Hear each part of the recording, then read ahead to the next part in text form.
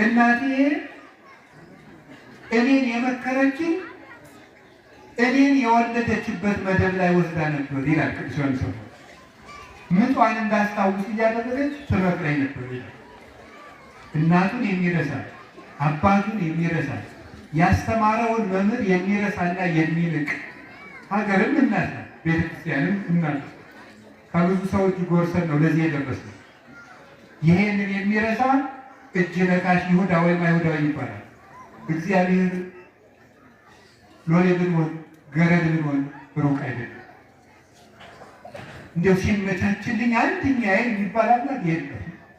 ያለንበት ቦታ ላይ እግዚአብሔር አለ። የሆቴል አስተናጋጅ ሁኑ፣ ሃይማኖት ከሌለው ሰው ቤት ተቀጥራችሁ ስሩ፣ የትም ሁኑ፣ እግዚአብሔር ግን በልቡናችሁ ይኑር። ሁሉን አዋቂ የሆነ ክርስቶስን በነቢያት ሃይማኖት የተከተለው ሰው የነቢያትን ዋጋ ያገኛል። ምክንያቱም ክርስቶስ የነቢያት አምላክ ነው። ኦርቶዶክስ ትክክል ናት የምንልበት ምክንያት ክርስቶስን እንደ ተላላኪ የአምላክ ተከታይ አድርጋ አይደለም የምትቆጥረው፣ ሕይወት አድርጋ ነው የምታምነው። ለምን? ነቢያት የጠበቁት ሕይወት ነው።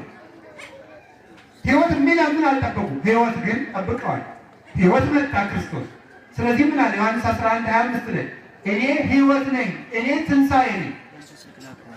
ዮሐንስ ወንጌል ምዕራፍ 14:6 ላይ ምን አለ? እኔ እውነት ነኝ፣ እኔ መንገድ ነኝ፣ እኔ ሕይወት ነኝ፣ እኔ እውነት ነኝ፣ እኔ መንገድ ነኝ። እንደምታውቁት ክርስቶስ እስከሚወለድ ድረስ የግሪክ ፈላስፎች በዓለም የነበሩ ሰዎች ሁሉ ሶስት ጥያቄ ነው የነበራቸው። እውነት ምንድን ነው? ሕይወት ምንድን ነው? የዓለም ጥያቄ ነበረ። ወደ እውነትና ወደ ሕይወት የሚደረሰው በየት ነው? ይትባረክ እግዚአብሔር አምላከ አበዊነ ቅዱሳን ተሰብሐ ምሕረቱ ለአይሌነ ምሕረቱን ቸርነቱን ይቅርታውን በሕይወታችን ላይ ያጸናልን። የአባቶቻችን ፈጣሪያችን እግዚአብሔር ስላደረገልን በጎ ነገር ሁሉ ስሙ የተመሰገነ ይሁን። የእናታችን የቅድስት ድንግል ማርያም የቅዱሳን መላእክት የቅዱሳን ነቢያትና የቅዱሳን አበው ረድኤታቸው በረከታቸው ከእኛ ጋር ይሁን። የተከበሩ አባታችን መልአከ ሕይወት መምህር ቀጸላ የደብረ ቅዱሳን አቡነ ገብረ መንፈስ ቅዱስ ወቅድስት አርሴማ ቤተክርስቲያን አስተዳዳሪ፣ የተከበሩ መልአከ ሰላም ባህሩ የደብረ ሰላም ባለ እግዚአብሔር ቤተክርስቲያን አስተዳዳሪ፣ የተከበሩ አባታችን መልአከ ምሕረት ግሩም አለነ የሰሜን ጎጃም ሀገረ ስብከት የስብከተ ወንጌል ኃላፊ፣ የተከበራችሁ አባቶቻችን ካህናት፣ ወንድሞቻችን ዲያቆናት፣ በደብሮ የምታገለግሉ መምህራን፣ የእግዚአብሔር ቤተሰቦች ሁላችሁ አንድ አምላክ በሚሆን በአብ በወልድ በመንፈስ ቅዱስ እንዴት ዋላችሁ? እንደምን ሰነበታችሁ? እንደምን አመሻችሁ? ቸርነት ገንዘቡ የሆነ አምላካችን እግዚአብሔር ስሙ የተመሰገነ ይሁን። ከአሁን ቀደም ላስተማሩን መምህራችን ቃለ ሕይወትን ያሰማል። እንግዲህ ለምንማርበት አይምሮ ደግሞ እግዚአብሔር ጸጋውን ያድለን። እንደ እግዚአብሔር ፈቃድ የምንማማርበት የትምህርታችን ኃይለ ቃል ቀዝቃዛ ውሃ በሚል ርዕስ ነው የምንማማረው። እስኪ በሉ ቀዝቃዛ ውሃ። ድገሙ፣ ቀዝቃዛ ውሃ። እንደገና በሉ ቀዝቃዛ ውሃ። እንግዲህ ውሃ ላይ ስለተቀመጥ ርዕሱን አድረሱንም ብዬ ገምታለሁ። ሰው ግን እንኳን አጠግቦ ያለውን ራሱንም እየረሳ ስላስቸገረ በጣም ከባድ ነው። እግዚአብሔር ይሁንን። የማቴዎስ ወንጌል ምዕራፍ 10 ቁጥር 42 ላይ የምናገኘው ኃይለ ቃል ነው። ዘወሃለ ጽዋ ማይ ቆሬ ለአህሉ እምሉ ንዑሳን በስመ ረድኤ እየሐኩል እሴቶ። እውነት እላችኋለሁ በደቀ መዝሙሬ ስም ቀዝቃዛ ውሃ የሰጠ ሰው ዋጋውን አያጣም ይላል። በደቀ መዝሙሬ ስም ቀዝቃዛ ውሃ የሰጠ ሰው ዋጋውን አያጣም። እንደዚህ ብሎ የተናገረ ጌታችን አምላካችን ኢየሱስ ክርስቶስ ነው። እንደዚህ ብሎ የነገራቸው ለቅዱሳን ሐዋርያት ነው። ይህንን ወንጌል የጻፈው ቅዱስ ማቴዎስ ይባላል። የማቴዎስ ወንጌል ላይ የምናገኘው ማቴዎስ ከቀራጭነት የተጠራ ሐዋርያ ነው። ከቀራጭነት የተጠራ ቀራጭነት ማለት ባጭሩ በአማርኛ የመንግስት ሰራተኛ ማለት ነው። ቀረጡን ለማድረግ ያክል በዘመኑ በሮማውያን የተወከለ ሮማውያን ቀኝ ይገዟቸው ስለነበር እስራኤል በሮም ቅኝ ግዛት ስር ስለነበረች ለሮማ ቄሳር ታማኝ ሆኖ በተሾመው ግዛት ውስጥ ገዢ አማካኝነት ከአይሁዳውያን ተመርጦ ለአይሁዳውያን የሚሾም ለቄሳር ግብር የሚሰበስብ ሰው ነበረ ቅዱስ ማቴዎስ። ከዚያ አነሳና እግዚአብሔር ግብር ከሚሰበስብበት ቦታ ሄዶ ተከተለኝ አለው። ማቴዎስን ብድግ ብሎ ተከተለ። ከዚያ በኋላ 3 ዓመት ከ3 ወር ከሌሎቹ ሐዋርያት ጋር አብሮ ወንጌል ተምሮ የጌታን ትንሣኤውን አይቶ በእርገቱ በረከት ተባርኮ ሀብተ መንፈስ ቅዱስን እንደሌሎቹ ቅዱሳን ሐዋርያት ተቀብሎ ዓለምን ሁሉ ዙሮ አስተምሮ ቤተክርስቲያን ጸንታ የምትኖርበትን ነፍሳት እግዚአብሔርን እስከ መምሰል የሚያድጉበትን የሕይወት ወተት የሆነ ወንጌል ጽፎልን አርፏል። የቅዱስ ማቴዎስን በረከትና ረድኤት ያድለን። እዚህ ውስጥ የምትማሩት እና የምንማረው አንድ ነገር አለ። ቅዱስ ማቴዎስ ቀራጭ ነበር። ከቀራጭነት ጌታ ለሐዋርያነት ጠራው ብለናል። ምንድን ነው የምንማረው እዚህ ውስጥ? የመጀመሪያው ስለ ማቴዎስ የምንማርበት ዋናው ጉዳይ አንድ ሰው እንጀራ ሲበላ እንጀራ ያጎረሰው ልጅ የማን እንደሆነ ማወቅ አለበት። ሌላ ጊዜ እንዳይነክሰው ተመልሶ ማለት ነው። ያጎረሰው ልጅ የማያውቅ ሰው መልሶ ሊነክሰው ይችላል። እንጀራ ስትጎርሱ እንጀራ የሰጣችሁ ልጅ እንዳትረሱ። እንጀራ ያጎረሱ የረሳናቸው ልጆች ብዙ ናቸው። የእናት አባት ልጅ፣ የጎረቤት ልጅ፣ የዘመድ ልጅ፣ የባይ ልጅ፣ የመምህሮቻችን ልጅ፣ ብዙ የማይረሱ ልጆች አሉ የረሳናቸው። እነዚያን እጆች አይሁድ እንግዲህ ሰቅለዋል። አይሁድ ያጎረሳቸውን እጅ በመስቀል የሚታወቁ ናቸው። ይሁዳም እንደዚያው ያደረገ እና ያጎረሳችሁን እጅ አትርሱ። እንጀራ ያጎረሳችኋል፣ እውቀት ያጎረሳችኋል፣ ምክር ያጎረሳችኋል፣ ጥበብ ያጎረሳችኋል፣ ሀሳብ ያጎረሳችሁ ሰው ማለት።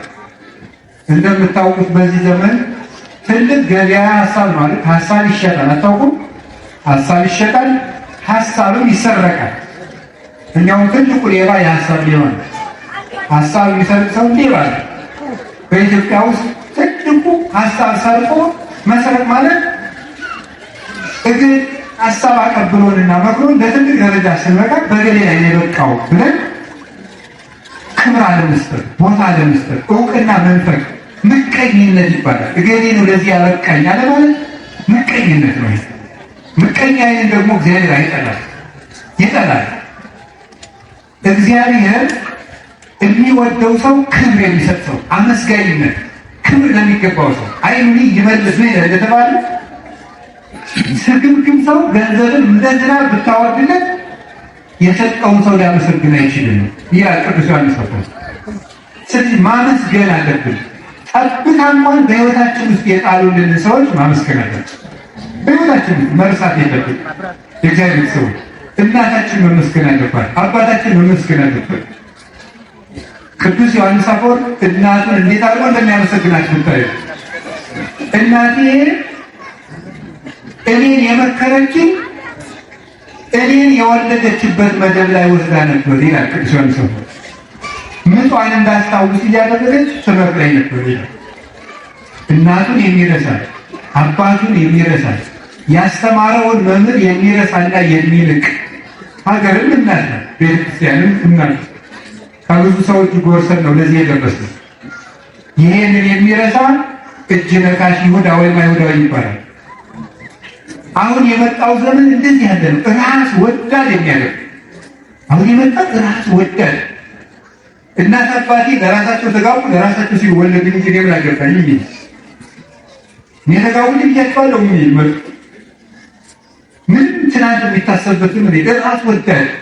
አሁን እንደዚህ ቅዱሳን የሚያስጠላው ሰይጣን ሁሉ ይህ የራስ ወዳድ ነው።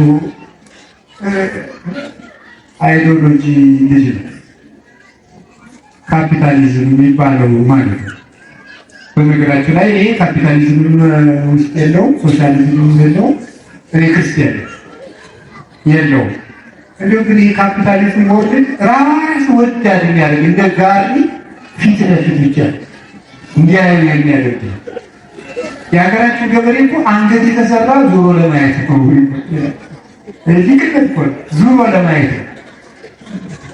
የሆኑ ሰዎች ገብተው ማማ ላይ ካወጡ እነዚያ ልጆች አትርፋል የሆነ ቦታ ላይ ያስቀመጡት የማናውቃቸው የሆኑ ልጆች አሉ። ሳናውቃቸው ያወጡ አንዳንድ ልጆች ስበው አውጥተውናል። አንዳንድ ልጆች አይዞህ ብለው ደግፈውናል። አንዳንድ ልጆች ደግሞ ተሸክመው አውጥተውናል። አንዳንድ ልጆችም አጨብጭበው አስቀምጠውናል። ይበለው ጎሽ ጎሽ ጎሽ ጎሽ ጎሽ ብለው ደግሞ አጨብጭበው ያስቀመጡ ልጆች አሉ። እነዚህ ልጆች ክብር ይገባቸዋል። በሹመትም ላሉ በሀብትም ላላችሁ የእውቀት ማማ ላይ ለተቀመጣችሁ እጆችን አትርሱ። የማቴዎስ ወንጌል፣ የማርቆስ ወንጌል፣ የሉቃስ ወንጌል የምንልበት ምክንያት ያጎረሱን እጆችን ለማስታወስ ነው እንጂ ማንጀራው የክርስቶስ ነው። ወንጌሉ የክርስቶስ ነው። የክርስቶስን ወንጌል የማን ወንጌል እያልን የምንጠራው? የማቴዎስ ወንጌል። ወንጌሉ ግን የክርስቶስ ነው። የክርስቶስን እንጀራ ግን ያጎረሰን እጅ አለ። እሱ የማቴዎስ እጅ፣ የማርቆስ እጅ፣ የሉቃስ እጅ። የቅዱስ ሉቃስ እጅ እኮ ወንጌል ሲጽፍ ይሄንንማ ይሄንን እየጻፍክ የምታሳስትበትን እጅ እቆርጠዋለሁ ብሎ እጁን ቆርጦታል ንጉሡ። አባቶቻችን ይሄንን የወንጌል እንጀራ ለማወስ እጃቸው ተቆርጦ ነበረ። ቅዱስ ዮሐንስ አፈወርቅ ለእኛ የጻፈውን መልእክት ለመጸለኛ ለማድረስ እጁን ሲያምነው በጅማት አስሮ ይጽፍ ነበር። እንዲህ ብዙ እጆች ናቸው። እነ ቅዱስ ጊዮርጊስ ሃይማኖትን ለእኛ ሲያደርሱን ታስረው ነበር። እጁን ታስሮ ከምሰሶ ጋር ተቆርጦም ነበር። እነሱ ተቆርጠው የእኛን እጅ በሰላም ያንቀሳቀሱ እጆች አሉ። እነዚህ እጆች አይረሱም። የእናት እጅ አይረሳም። ሽንት በእጅ የተቀበለች አይረሳም። እንዴት ነው ይረሳል? ጾም አድሮ ፈትታ ያጎረሰች አይረሳም። እንዴት ነው ይረሳል? እና የእግዚአብሔር ሰዎች እንደዚህ ይላችሁ አልተነሳውም። ቅድም ስንነሳ ግን ነበር እግዚአብሔር በመካከላችን አድርጎ ያስተምረን ምን ብዬ ነበር? በቃል ይሁን እግዚአብሔር ያስተምራል። እግዚአብሔር በሚያውቁን እንግዲህ ስለጅ ላወራ አልተነሳውም። እግዚአብሔር ያስተምራል የሚባለው ለዚህ ነው። በዛው ሰው ወይ ነው አሁን እግዚአብሔር ያስተምራል።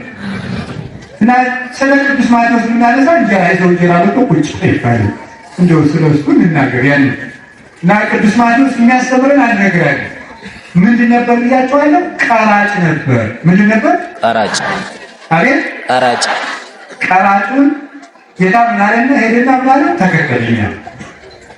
ሄደና ተከተለኛል። ሁለት ነገር እንማለን። በሶስተኛው አንድ ጨምራቸዋል። ሁለቱ ነገር የመጀመሪያው ስራ ፈት ለእግዚአብሔር ክብር አይጠራም። እስኪ በሉ ስራ ፈት በሉ። ስራ ፈት ለእግዚአብሔር ክብር አይጠራም። እግዚአብሔር ክብር አይጠራም። እግዚአብሔር የጠራው ምን ሲያደርግ ነው የጠራው? ሲሰራ። ስራ ሲሰራ ነው የጠራው። እየሰራ ነው የጠራው። 12ቱን ተማሪዎች ሁሉ ሂዳችሁ 12ቱን ደቀ መዛሙርት ሕይወታቸውን ብታጠኑ ሁሉንም ሲሰሩ ነው የጠራቸው። ጴጥሮስ ምን ሲያደርግ ነው የጠራው? አሳ ሲያጠምዱ ነው የጠራው። ዮሐንስና ያዕቆብን አሳጥተህ ተብሎ የጠራው ስራ ላይ ነው የተጠራው። በብሉይ ኪዳን ኤልሳዕ ለነቢይነት የጠራው ስራ ላይ ነው። ምን ሲያደርግ? ሲያርስ፣ እርሻ ሲያርስ። ዳዊትን ለቤተ መንግስትነት የጠራው በግ ሲጠብቅ፣ ሙሴን የጠራው በግ ሲጠብቅ፣ ያዕቆብን የጠራው ሲታቅ መንገድ ሲሄድ። ጉጭ ያለ ሰው አይጠራም። የሚንቀሳቀስ ሰው ነው የሚጠራው፣ የሚሰራ ሰው። ስራ ፈት የተንኮል ቤተ ሙከራ ስራ ፈት ስራ የፈታ ጭንቅላት የሰይጣን ቤተ ሙከራ ነው የሚባለው። ሰይጣን ተንኮልን ሁሉ የሚያደርገው በስራ ፈቶች ይገርማቸው። በስራ ፈቶች ጭንቅላት ተንኮል ይመረታል። ቁጭ አትበሉ። ስራ ያጣ መነኩሴ ቆቡን ቀዶ ይሰፋል። አቤት ሲበሉ ቆቡን ቀዶ ይሰፋል። እኔ ስራ ስላላጣው እኔ የምሰደባችሁ መስሏችሁ ነው። በምስሉ ላይ ችግር የለም። ቆቡን ቀዶ ስራ ይሰፋል። አላጣው መስራት ነው ያቃተኝ እንጂ ስራ ያጣ መነኩሴ ቆቡን ቀዶ ምን ይላል? ይሰፋል። ለምን እንደዚህ እንደተባለ ታውቃላችሁ? ተረዱት። ለምን ይላችኋል? የቆላችሁ መሰለኝ። ስራ ያጣ መነኩሴ ቆቡን ቀዶ ይስፋ ነው እኮ ይሰፋል አይደል? ይስፋ ህግ ነው። ምን ማለት ነው? ስራ ሰርቶ ቢያልቅበት ሰይጣን ዓለማዊ ሀሳብ እንዳያሳስበው ቆቡን እንደገና ከልሶ ሊሆን ይችላል። ሀሳቡን ሰይጣን እንዳይገባበት ሌላ እንኳን እንደው አትክልቱን ኮትኩቶ እርሻውን አርሶ ቁፋሮን ቆፍሮ ሰሌኑን ሰርቶ ቅርጫቱን ሰርቶ ቢያልቅበት እንዲያው ቆቡን ቀዶ ሊሆን ይስፋ እንጂ ቁጭ ማለት የለበትም። ሰይጣን አይምሮ ውስጥ እንዲገባ ቃታ ላለመስጠት አንድ ባይታዊ ነበረ። ድንጋይ ከበረሃ ደግሞ ያመጣና ያመጣውን ድንጋይ ተሸክሞ መልሶ በረሃ ይወስደዋል። አይቀርማችሁ? ድንጋይ ሰብስበን ድንጋዩን ተመልሶ በረሃ ይወስደዋል። እንዴ አባ ምን ሆኖ ድንጋይ መልሶ በረሃ ይወስደዋል? ከመያየርፎን እያርበኝ የማያሳርፈኝ ላለማሳረፍ ነው ሲበሉ የማያሳርፈኝ ላለማሳረፍ የማያሳርፈኝ ማለት ነው። ያውስ እንደገና ስጋ እረፍት የሚለኝ እረፍት የሚሰጣኝ እረፍት ለማሳጣት አላርፍም። አባ ፓምቦ የሚባል ነበር። ሲበላ እየሄደ ሊበል እየሄደ ቁጭ ብሎ ይበላል። ለምን ሲባል ለመብል ቁም ነገር ጊዜ አልሰጠውም። ጊዜ ማሰጠው ሰይጣን በረፍት ይገባብኛል። እረፍት አታብዙ፣ እንቅልፍ አታብዙ። የእንቅልፍ ብዛት የተሞጫጨቀ ልብስ ያስለብሳል። ሰሎሞን ጊዜ በሞት ይበሉ የእንቅልፍ ብዛት ነው የተሞጫጨቀ ልብስ ያስለብሳል። እንቅልፋም አትሁኑ። ሌላው ቢቀርሳ ነው አንዱ ስራ የለ ነው የምትሉ ይመልሱ። ስራ የለ ተመርቆ ቁጭ ነው የምትሉ አንዱ ዳይሬክት አንዱ ጊዜ ደስ የምትለኝ ላለች ንገረች። አንድ ሰውዬ ያለው አንተ ልጅ እባክህ ተማር ሲሉት አንድ ጳጳስ ምንድን ነው ያለ? ምን እየበላሁ ልማር። መልሱ ደግሞ ስትደነቁር ምን እየበላ ደነቆርክ ነው ያሉት ማለት ነው። ስትደነቁር ምን እየበላ ደነቆርክ እና ስራ ፈት ለክብር አይመረጥም። ሰማችሁ ዘመዶች? እና እንደው ሀገራችንን እግዚአብሔር ከስራ ፈት ይጠብቅልን። እውነቴን የምነግራችሁ እና ስራ ፈትም አትምረጡ ብዬ ነው። ወደ ሰበካ ጉባኤ ብትሉት፣ ወደ ምንም ብትሉት፣ ወደ ምንም ብትሉት፣ ወደ ምንም ብትሉት፣ ወደ ምንም በቃ በአጠቃላይ ወደ ምንም ወደ የትም ብትሉት ስራ ፈት አትምረጡ። ስራ ፈት አይመረጥም። እግዚአብሔር ስራውን ያከበረ ሰው እግዚአብሔር ከእናንተ ጋር ይሁን፣ ከሁላችን ጋር ይሁን። ስራ መስራት ትልቅ ነው። በነገራችሁ ላይ ገዳም ውስጥ 12 ሰዓት አለ። 12 ሰዓት ከ3 ይከፈላል። ለመነኮሳት አራቱ ቀኑ ለሁላችን 12 ሰዓት ከ3 ይከፈላል። 4 ሰዓት ለስራ፣ 4 ሰዓት ለጸሎት፣ 4 ሰዓት ለእረፍት፣ 12 ሰዓት ከ3 ነው የሚከፈለው። መነኩሴ በ12 ሰዓት 4 ሰዓት የግድ መስራት አለበት። 4 ሰዓት ማንበብ አለበት። 4 ሰዓት መጸለይ አለበት። ሌሊቱም እንዲሁ ይተረዱ 4 ሰዓት ያርፋል፣ 4 ሰዓት ይጸልያል፣ 4 ሰዓት ያነባል። የጤነኛ ሰው እንቅልፍ 4 ሰዓት ከዚያ በላይ የሚተኛ አዞ ነው፣ ሰው አይደለም። ሰው ከዚህ በላይ መተኛት የለበት። ስለዚህ እግዚአብሔር ሰዎች በእርግጥ በዚህ ሰሞን በዚህ ዘመን ሙተኛ የሚባል የሚያስተኛ ጠፍቷል እንጂ እንቅልፍ ማዛር፣ ስራ ፈትነት የእግዚአብሔር አይደለም። ሁለተኛው ደግሞ እግዚአብሔር የያዝነውን መክሊት አክብረን ስንይዝ እሱ ወደ ፈለገው ጸጋ ይጠራናል። አሁን እኛ እግዚአብሔርን ለማስደሰት ምን መክሊት ልምረጥ እንላለን። የያዝከው ቦታ ላይ ጥሩ ሰራተኛ ነው፣ እግዚአብሔር እዚያው ላይ የነገ መክሊትህን ይነግራል። እውነቴን ልነግርህ፣ ጫማ ሰፊ ከሆን ጥሩ ጫማ ሰፊ ሆነ ከቀጠል በጫማ ሰፊ ህይወት ላይ እግዚአብሔር መጥቶ ወደ ቀጣዩ እርከን ይጠራቸዋል። መረብ የምትጥል ከሆነ መረብ ጣይቀውን ከመረብ ጣይነትህ ያነሳል። ሁሉ በጌት ተቀን ስለ ቃሉ የሚመጣ መክሊት የለም። ገበሬ ከሆንክ ጥሩ አራሹ እዚያው እርሻው ውስጥ እግዚአብሔር ይመጣል። እዚያው እርሻው ውስጥ ለምሳሌ አናንያኖስ የሚባለው የቅዱስ ማርቆስ ወራሴ መንበር የሆነው ሁለተኛው የግብፅ ጳጳስ ምን ነበር? ጫማ ሰፊ ነበር። ጫማ ሰፊ ሲመጣ ቅዱስ ማርቆስ ሊሰምጥ ግብፅ ሲደርስ የቅዱስ ማርቆስ ጫማ ተበጠሰችበት። ሊያሰፋ ከጫማ ሰፊ ሲሄድ ያ ጫማ ሰፊ የቅዱስ ማርቆስን ጫማ እጠግናለሁ ሲል የጫማው መስፊያ እጁን ወጋው። ያንን እጁን ማን ፈወሰለት? ቅዱስ ማርቆስ በአምላኩ ስም ይሄንን አምላክማ እኔም አምናለሁ ብሎ ተጠቆ ክርስቲያን ሆነ።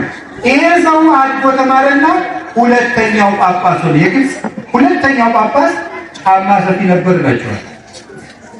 ሰው ያለበት ቦታ ላይ ጥሩ ስራ ከሰራ እግዚአብሔር እዚያው ላይ ይጠራዋል። ያላችሁበት ቦታ ላይ አትዋሹ፣ አትስረቁ፣ በእውነት ስሩ።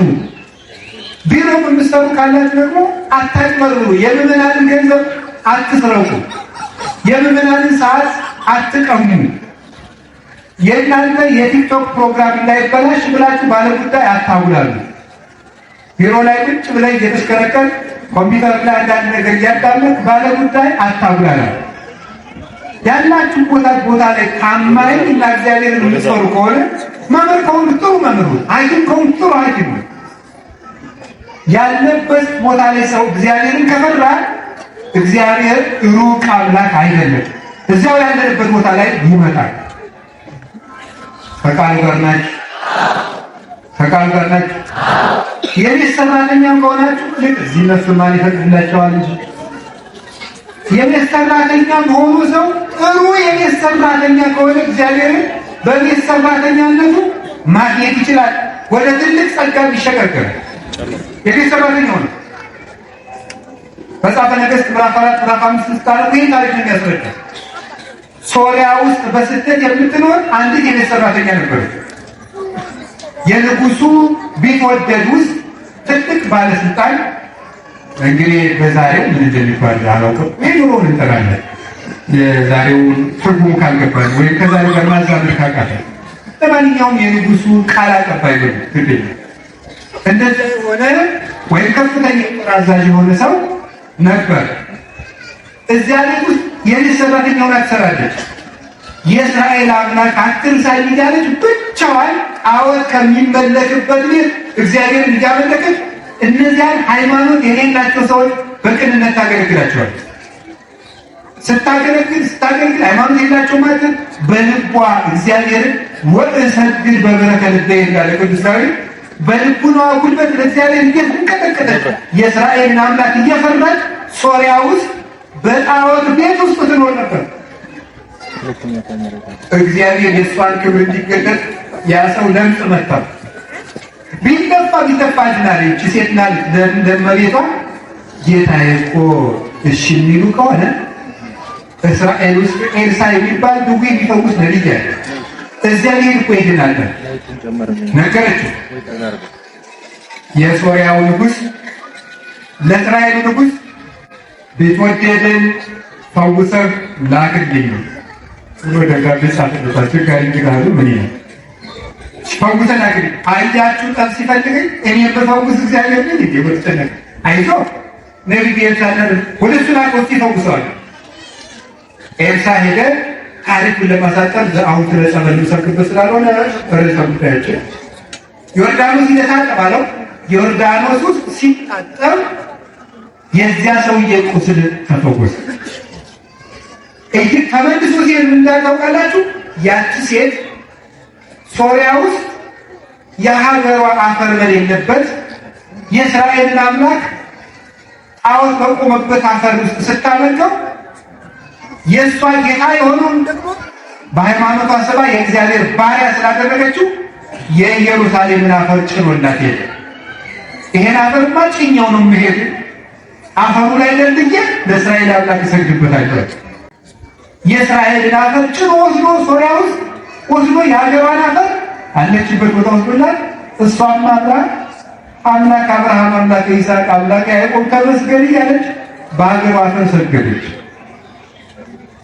እግዚአብሔር ሎሌ ብንሆን ገረድ ብንሆን ሩቅ አይደለም። እንዲያው ሲመቻችልኝ አንድኛዬ የሚባል አምላክ የለም። ያለንበት ቦታ ላይ እግዚአብሔር አለ።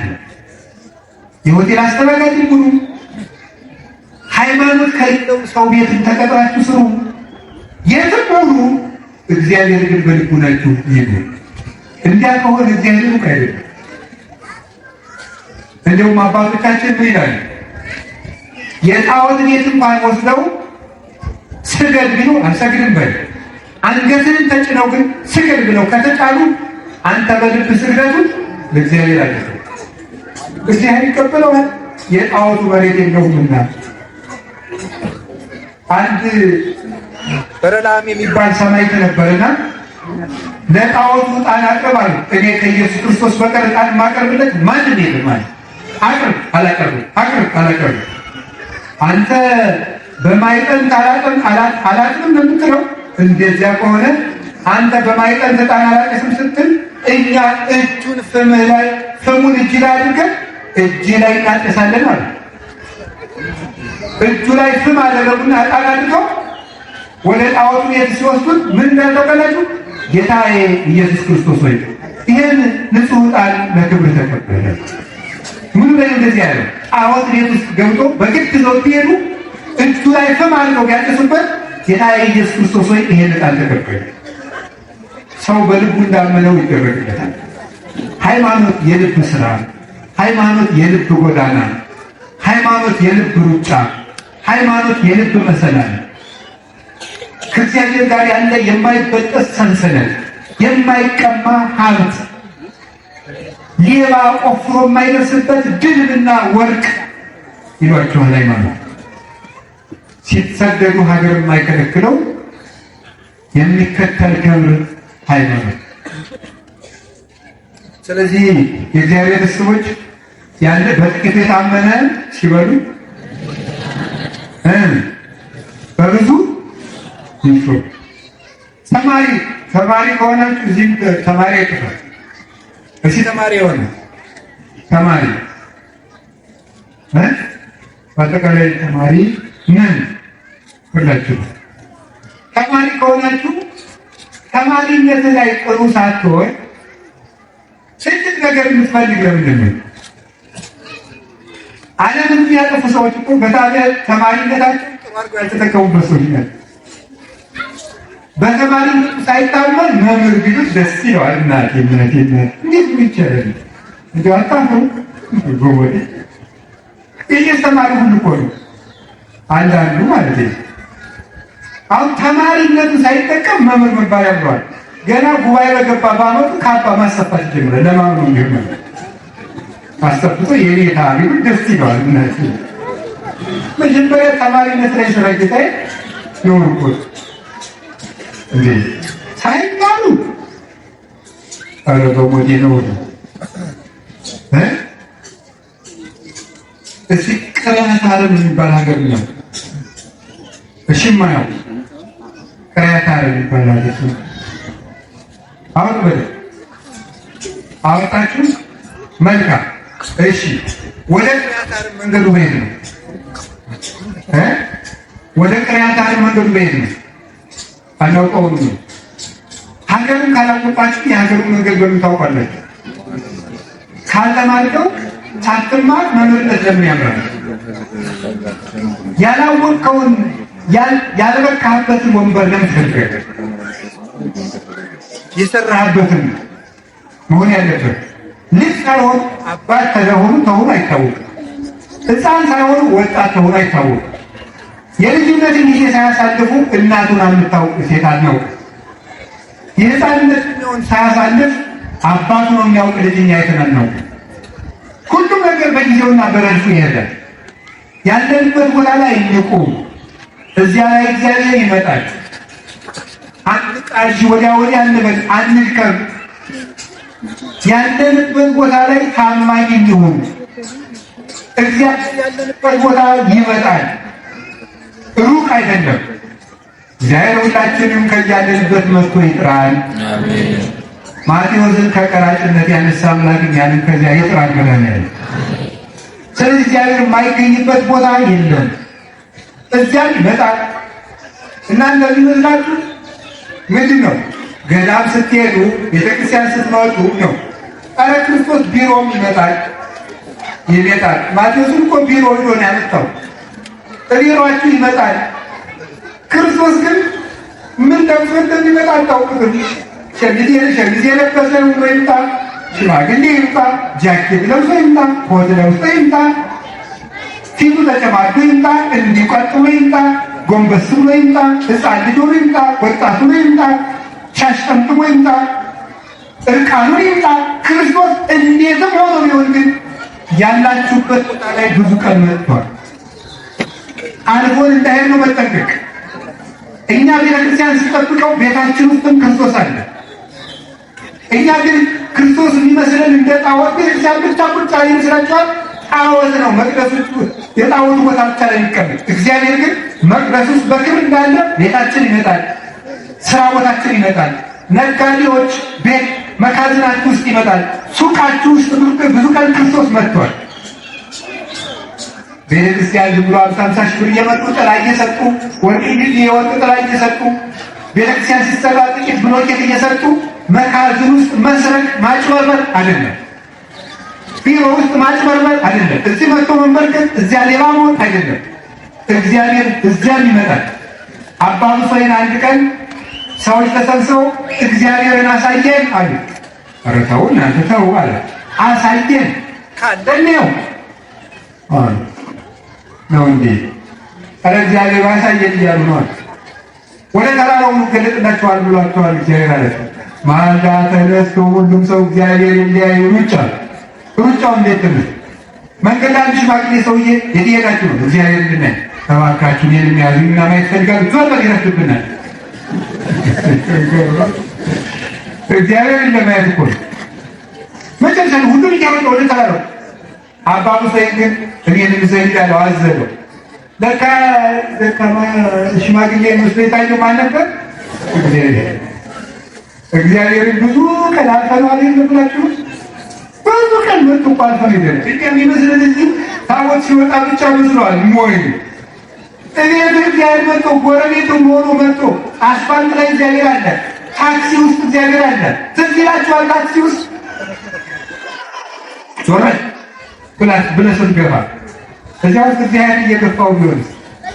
እግዚአብሔር የሚመስልህ ወርቅ ደፍቶ ጥላ ሲዞ ክፈል ያለ የሚመጣ መሰለህ እንጂ እንደዚህ አይደለም። እግዚአብሔር እኮ እግዚአብሔር ምን ሆኖ እንደሚመጣ የሆነ ሴት ሁሉ ይምጣ የሆነ ሰው እየመስሎ ይንጠኛ ምን ያውቃለን?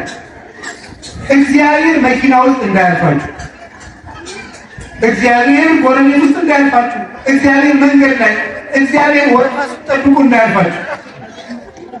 ሰውየውን ደፋ አድርገኝ ዞረን ብለህ አስቀጣይ እየገባህ አጭበርብረህ እንደምን ብለህ እኔን አስቀድሞ እያልክ እግዚአብሔርን ልታገኘው ርቀህ ደግሞ ማላቅ እግዚአብሔር አጠገባችሁ መንግሥተ ሰማያት በመካከላችሁ ናት። እስኪ በላ መንግስተ ሰማያት የት ናት? መካከላቸው ናት። መንግስተ ሰማያት ሩቅ አገር አይደለች። ያ ማለት ክርስቶስ ነው መንግስተ ሰማያት ናት። እና እግዚአብሔር ሰዎች መክሊታችሁን አክብሩ፣ ጸጋችሁን አክብሩ። ያላችሁበት ቦታ ላይ እግዚአብሔርን ፈርታችሁ አገልግሉ። እግዚአብሔርን እናገኘዋለን። ከቃሉ ጋር ናችሁ። እግዚአብሔር ጋር ይሁን። ሁለተኛው የቅዱስ ማቴዎስ ሕይወት ውስጥ የምንማረው እግዚአብሔር አንደኛው ሰራተኛን ይጠራል፣ ሁለተኛ መክሊቱን ያከበረን ሰው ያከብራል። ሶስተኛው ግን እግዚአብሔር ና ሲለው አላመካኝም። ስራ ላይ ነኝ፣ ብዙ ያልሸፈንኩትን ነገር አለ፣ ኦዲት አላደረኩም፣ ምን ትሰራልኩም፣ እንደዚህ ብሎ በዚህ ደርሶ ሪፖርት ገና አልጻፍኩም ምን አላለ። ተነስ አሁንም ዘመዶች ይሄ የእግዚአብሔር ድምፅ ነው። ኑ እሺ ንስሐ ግቡ። መቼ? ዛሬ። ማቴዎስ ተነስ። መቼ? አሁን። ብድግ አሁን። የመዳን ቀን ዛሬ ነው። ከዛሬ መቼ ነው? አሁን። ዛሬ ንስሐ እንግባ። ጉባኤ የሚዘጋጀው ሰዎችን ሊቅ ለማድረግ አይደለም። የእግዚአብሔር ቃል ይባላል ትራንስፎርሜሽን ነው እንጂ ኢንፎርሜሽን አይደለም ይባላል። በቴዎሎጂ ነው። ምን ማለት እንደሆነ ገብቷችኋል? የእግዚአብሔር ቃል ኢንፎርሜሽን አይደለም፣ መረጃ አይደለም። የእግዚአብሔር ቃል ትራንስፎርሜሽን ነው ማለት ለውጥ ነው፣ መለወጥ ነው፣ የሚለውጥ ነው፣ የሚቀድስ ነው። አሮጌ ሰውነታቸውን አዲስ ፍጥረት የሚያደርግ ነው። የእግዚአብሔር ሰው አውሬ የመሰሉትን ሰዎች እግዚአብሔርን እንዲመስሉ የሚያደርግ ነው። የእግዚአብሔር ቃል መረጃ ሰብስበን እውቀት አጠራቅመን እንድንመለስ ጉባኤ አይዘጋጅም። እንድንለወጥ፣ እንድንቀደስ፣ ክርስቶስን እንድንመስል ካለንበት ጉባኤ እንድንወጣ ነው ጉባኤ የሚዘጋጀው። የመዳን ቀን ዛሬ ነው።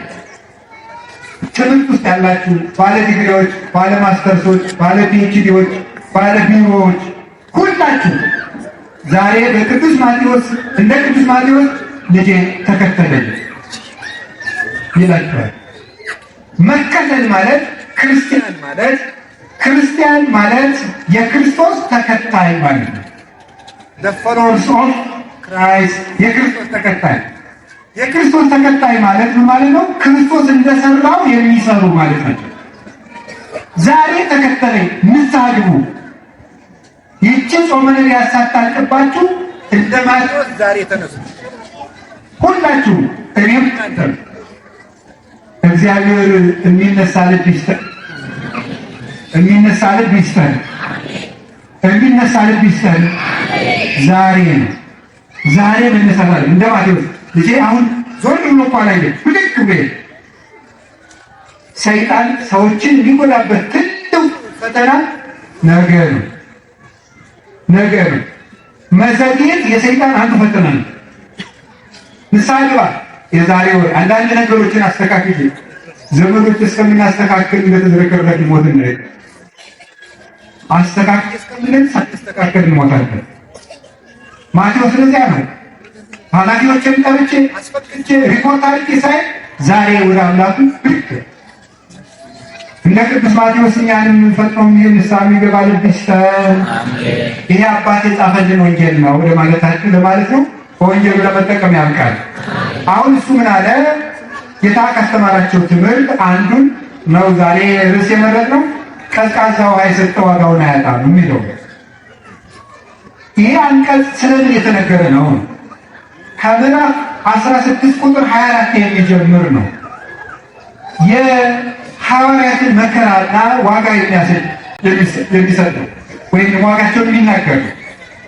እንደ ባለባሞች እንደ ርግብ የዋሆች ሁኑ፣ እንደ በግ በተኩላዎች መካከል እልካችኋለሁ። ከጌታው የሚበልጥ ደቀ ባሪያ ከመምህሩ የሚበልጥ ደቀ መዝሙር የለም ነበር ያላቸው። እንግዲህ ባለቤቱን በብዔልዜቡል በአጋንንት አለቃ አጋንንትን ያወጣል ካሉ እናንተንም እንደምን አብልጠው አይሰድቧችሁም? እንግዲህ ልባሞች ሁኑ፣ ከእናንተ የራስ ፀጉራችሁ እንኳን የእናንተ የተቆጠረ ነው። የሰማይ አባታችሁ ሳያውቅ ከራስ ፀጉራችሁ አንዲት እንኳን አትወድቅም። ለምድር ሰላምን ያመጣሁ እንዳይመስላችሁ ሰይፍን እንጂ በሰው ፊት ያመነብኝን እኔም በአባቴ ፊት አምነዋለሁ፣ በሰው ፊት የካደኝን እኔም በአባቴ ፊት እከደዋለሁ። ስለ እኔ እናቱን አባቱን ወንድሙን እህቱን የተወ 100 እጥፍ በሰማይ ዋጋ ያገኛል። የኔ ሕይወት የሚሻ ሰው ካለ ራሱን ይካድ፣ ጨክኖ የሞቱን መስቀል ተሸክሞ ይከተለኝ። ሰውነቱን የሚወዳት ሰው ካለ ይጣላት። ስለ እኔ ሰውነቱን የጣላት ሰው ክብር ይዛ ያገኛል። መስቀልን የማይሸከም በኋላ የማይከተል ቢሆን የኔ ሊሆን አይችልም። ከኔ ይልቅ እናቱን አባቱን ወንድሙን እህቱን ዘመዶቹን የማይተው የኔ ሊሆን አይችልም። እናንተን የተቀበለ እኔን ተቀበለ፣ እናንተን ያልተቀበለ ግን እኔንም አልተቀበለም። ወደ ሄዳችሁበት ቤት ሰላም ለዚህ ቤት በሉ። ከተቀበላችሁ ሰላሜ ያርፍበታል፣ ካልተቀበሏችሁ ደግሞ ሰላማችሁ ጸንቶ ይኖራል። እውነት እላችኋለሁ ጻድቅን በጻድቅ ስም ነቢይን በነቢይ ስም የተቀበለ የጻድቁን ዋጋ የነቢዩን ዋጋ ያገኛል። በደቀ መዝሙሬ ስም እዚህ ከታናናሾቹን አንዱ ቀዝቃዛ ውሃ የሰጠ ሰው ዋጋውን አያጣም ብሎ ለቅዱሳን ሐዋርያት መከራቸውን የነገረበት ክፍል ነው። ስለ ቃሉ የእግዚአብሔር ስሙ የተመሰገነ ይሁን። እንግዲህ ትርጉሙ ምንድን ነው? በአጭር ቃል ትርጉሙን ነግራችሁ ወደ ቤታችን ለእግዚአብሔር ፈቃድ እንሄዳለን። የመጀመሪያው ነቢይን በነቢይ ስም የተቀበለ የነቢይን ዋጋ ያገኛል። ጻድቁን በጻድቅ ስም የተቀበለ የጻድቁን ዋጋ ያገኛል። ግዕዙን እየጠቀስኩ በአማርኛ መፍታት ያላስፈለገኝ ጊዜያችን አጭር ስለሆነ ነቢይን በነቢይ ስም የተቀበለ የነቢይን ዋጋ ያገኛል። ምን ማለት ይመስላል? ነቢይን በነቢይ ስም የተቀበለ የነቢይን ዋጋ ይላል። ነቢይን በነቢይ ስም መቀበል ማለት ሁለት ትርጉም ነው። ሳዊሮስ ዘአንጾኪያ እንደተጠቀሙ ነቢይን በነቢይ ስም መቀበል ማለት ሁሉን አዋቂ የሆነ ክርስቶስን በነቢያት ሃይማኖት ያመነው ሰው የነቢያትን ዋጋ ያገኛል ማለት ነው ብሎ ተርጉሞታል። ሁሉን አዋቂ የሆነ ክርስቶስን በነቢያት ሃይማኖት የተከተለው ሰው የነቢያትን ዋጋ ያገኛል። ምክንያቱም ክርስቶስ የነቢያት አምላክ ነውና። ዕብራውያን ምዕራፍ 13 ቁጥር 8 ላይ ኢየሱስ ክርስቶስ ትናንትም ዛሬ እስከ ዘላለሙ ድረስ ሕያው ነው ይላል። ኢየሱስ ክርስቶስ ትናንትም ዛሬ እስከ ዘላለሙ ድረስ ሕያው ነው። ትናንት በነቢያት ዘመን፣ ዛሬ ዘመነ ሥጋዌ አልፎ በሚመጣው ዘመን ሁሉ ከዘመንም በኋላ ክርስቶስ ያው ነው። ስለዚህ ክርስቶስ አምላከ ነቢያት ነው። በነቢያት የተናገረው ነው። የዮሐንስ ወንጌል ምዕራፍ 5 ላይ ቁጥር 44 ላይ ሲናገር እናንተ መጻሕፍትን ትመረምራላችሁ፣ በእነሱም የዘላለም ሕይወት የምታገኙ ይመስላችኋል፣ እነሱ የኔ ምስክሮች ናቸው ይላል። መጻሕፍትን ትመረምራላችሁ፣ በእነሱ ሕይወት የምታገኙ ይመስላችኋል፣ እነሱም የኔ ምስክሮች ናቸው ይላል። ስለዚህ አይሁድ የሚያነቧቸው የነቢያት መጽሐፎች የክርስቶስ ምስክሮች ናቸው። የነቢያት መጽሐፎች ሁሉ የክርስቶስ ምስክሮች ናቸው። በዕብራውያን መልእክቱ ምዕራፍ 1 ቁጥር 3 ላይ ሲናገር በብዙ ነገር ብዙ መጣጣ እግዚአብሔር በብዙ አነጋገር በብዙ ጎዳና እግዚአብሔር ለአባቶቻችን በነቢያት ተናግሮ ወደ ነሰ በዳህሪ መዋዕል ነገረነ በወልዱ በመጨረሻው ዘመን ግን ለኛ በልጁ ተናገረን። ስለዚህ ጌታችን መድኃኒታችን ክርስቶስ አምላከ ነቢያት ነው፣ የነቢያት አምላክ ነው። እኛ ክርስቲያኖች ኦርቶዶክሳውያን ክርስቶስን የምናምነው እንደ ነቢያት አድርገን ነው። ክርስቶስ አምላክ መሆኑን የተረዳ ነው ትንቢተ ነቢያትን ሳያፋልስ ስለመጣ ነው። ከድንግል ይወለዳል፣ ከድንግል ተወለደ። በቤተልሔም ይወለዳል፣ በቤተልሔም ተወለደ። ዮርዳኖስ ይፈራዋል፣ ዮርዳኖስ እየፈራው ተጠመቀ። በምድረ በዳ ይጾማል፣ በምድረ በዳ ጾመ። ለአሕዛብ ብርሃን ይሆናል፣ አሕዛብን ሁሉ አበራላቸው።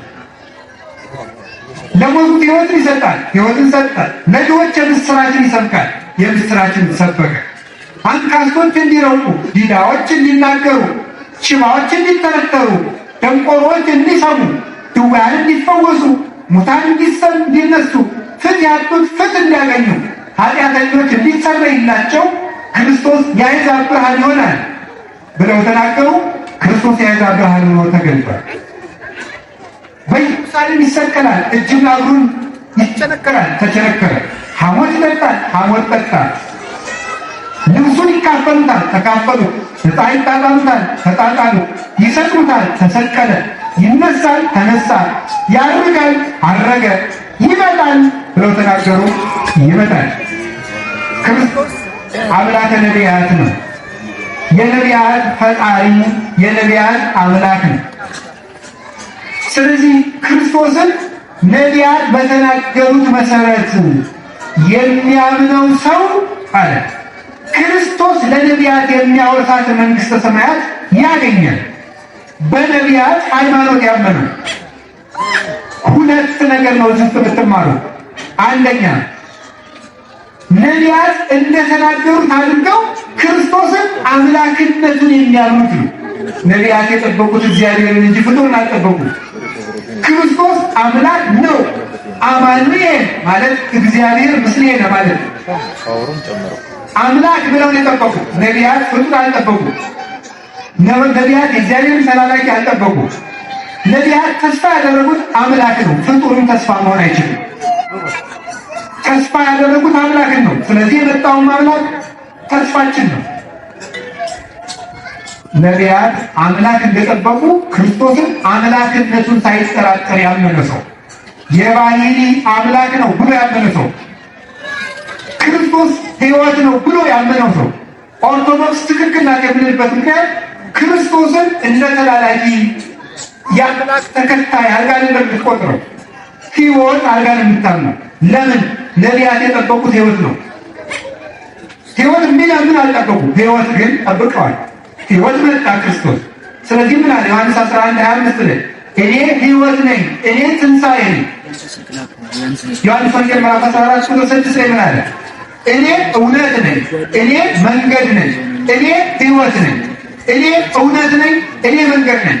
እንደምታውቁት ክርስቶስ እስከሚወለድ ድረስ የግሪክ ፈላስፎች በዓለም የነበሩ ሰዎች ሁሉ ሶስት ጥያቄ ነው የነበራቸው። እውነት ምንድን ነው? ፍልስፍና የተጀመረ በዚህ ኮል እውነት ምንድን ነው? መልስ ክርስቶስ ለዚህ ለሚለፋልት መልስ ይዞ መጣ። እውነት ምንድን ነው ብለው እነ ሶቅራጥስ መልስ ጠጥተው እስኪሞቱ ድረስ ለፍተው ያላገኙትን መልስ እውነት ምንድን ነው? ክርስቶስ መጣና እውነት እኔ ነኝ መልስ መለሰ። እውነት ለሚፈልጉ ሕይወት ምንድን ነው ያለን ጥያቄ ነበረ። ክርስቶስ መጣና ሕይወት እኔ ነኝ። ወደ እውነትና ወደ ሕይወት የሚደረሰው በየት ነው? መንገድ እኔ ነኝ። ሶስቱንም ነገር ክርስቶስ ለዓለም ጥያቄ ትክክለኛው መልስ ነው። ክርስቶስን ያላገኘች ነፍስ በጥያቄ ትኖራለች። መድኃኔ ዓለም እሱ የጥያቄ መልስ ነው፣ የሕይወት መልስ፣ የእውነት መልስ። እውነት ምንድን ነው? ክርስቶስ። ሕይወት ማን ነው? ክርስቶስ። ወደ እውነትና ወደ ሕይወትስ የሚወስድ ማን ነው? እሱ። ያለ እሱ ረዳትነት ማን ወደ እሱ መድረስ ይችላል? እሱ ሲረዳን ወደ እሱ እንደርሳለን፣ ወደ አብ እንደርሳለን፣ ወደ መንፈስ ቅዱስ እንደርሳለን። ጉዳዩ የለማኝና የተለማኝ ጉዳይ አይደለም። የምልጃ የአማላጅ የተማላጅ ጉዳይ አይደለም። ጉዳዩ ያለ እኔ ረዳትነት እኔንም የሚያውቅ አባቴንም የሚያውቅ መንፈስ ቅዱስንም የሚያውቅ የለም ማለት ነበረ። ነቢያት የጠበቁት ተስፋቸው ኢየሱስ ክርስቶስ መጣ። ስለዚህም እየጾምን የነቢያትን ጾም የምንጠብቀው አምላከ ነቢያት ማረን፣ ነቢያት እንደጠበቁ አድርገህ ትንቢቱን ሳንሸራርፍ እንድናምን እነሱ በሄዱበት መንገድ እንድንከተል አምላክ ነቢያት ክርስቶስ ልባችን አብራው፣ አንካሳውን ልቡናችንን አቅናልን፣ ሰውነታችን አስተካክልልን። ለሙሴ ያነጋገርከው ጌታ እኛንም ተናገረን። ኤልያስን አንድ እንጀራ አብልተህ 40 ቀን አስጉዘህ የሰወርከው አምላክ ሥጋ እንደምህን ሰጥተህ እኛንም ከሞት ሰውረን። ዳዊትን ያናገርክ አምላክ እኛንም በዳዊት ንስሐ ማረን። ለሕዝቅኤል በክብር የተገለጥክ አምላክ በምስራቅ ደጃፍ የተገለጥክለት እኛንም በእናትህ በድንግል ማርያም ትከሻ ተናገረን፣ ተገለጽልን። ኢሳይያስ የድንግሊቱ ልጅ አድርጎ ያየ የድንግሊቱ በኩር አማኑኤል ኢየሱስ ክርስቶስ ወይ እኛንም ከእናትህ እቅፍ እንድናይ ዓይናችን እንደ ኢሳይያስ አብራልን። አዎ ከመ ራእይ ስብሐቲከ እምቅድመ ዓለማት ዘሃሎ መንጦላዕተ ዓይኔ ቅራ ወአብርህ ጸዳሎ ያለው ደራሲ ነው። የዓይናችን መጋረጃ ክለጥልን። ዘካርያስ በቤተ መቅደስ ያየ የዘካርያስ ልጅ ደግሞ ጽንሱ ሆድ ውስጥ ሆኖ በእናትህ ማኅፀን ሆነ ክብርህን የተመለከተ ክርስቶስ ሆይ እኛንም እንድናይዝ ስለ ዘካርያስ ብለን ዓይናችንን አብራልን ብለን ነው ጾመ ነቢያት የምንጾመው። መድኃኒዓለም ዓይናችንን ያብራልን፣ ከነቢያት ክብር ያሳትፈን፣ ክብራቸውን በላያችን ላይ እንደ ልብስ ይጨምርልን። ወንድሞቼ እህቶቼ የምንጾመው ለዚህ ነው። ይህን ጾም ስትጾሙ እንዲህ እያላችሁ እባክህ በቤተልሔም እንዳዩ ጌታዬ ሆይ እነሱ ዘመኑ ሳይደርስ የዘመን መጋረጃ ሳይጋርዳቸው አይተውሃል። እባክህ እኔ ግን አንተ ተወልደህ ደርሼም ዓይኔ ዕውር ነው፣ ዓይኔን አብራልኝ እባክህ፣ እንዳይህ እርዳኝ፣ ዓይኖቼ ማዳንህን አይተው እንድሞት እርዳኝ። በቤተልሔም የነበረው ስምዖን አንተን ታቅፎ ማዳንህን አይቶ እንደሞተ አይቼ ለመሞት አብቃኝ፣ ዓይኔን ጉድ አታሳየውም ነው ብለን የምንገባው። ጉድ አይቶ መሞት ከባድ ነው። ዘመድ ጉድ እያየን እኮ ነው። ወንድም እያረደው ሰው እጁን በሰው ደም እየጠጠበ አይደለም። ሰው ጨክኗል። የሰው ድምፅ ሰሚ ጆሮ አጥቷል። ሰው ረክሷል። ሙቶ መቀበሪያ አጥቷል። ውሎ ማደሪያ አድሮ መዋያ አጥቷል። ዓይናችን ጉድ አይቶ ከመሞት ያድን። ነቢያት ክርስቶስን እያዩ ሞቱ። ክርስቶስን እያዩት ሞቱ። እኛም ክርስቶስን አይተን እንድንሞት ክርስቶስን ዘተወክፈ በነቢይ በስመ ነቢይ ክርስቶስን በነቢያት ያመነው ሰው እርሱ የኢሳይያስን ዋጋ ያገኛል። የኤርምያስን ዋጋ ያገኛል። ደስ አይላችሁ የእግዚአብሔር ሰዎች? እኔና እናንተ እንደ ኢሳይያስ በመጋዝ አልተሰነጠቅንም፣ እንደ ኤርምያስ በድንጋይ አልተወገርንም፣ እንደ ሰለቱ ደቂቅ እሳት ውስጥ አልተወረወርንም።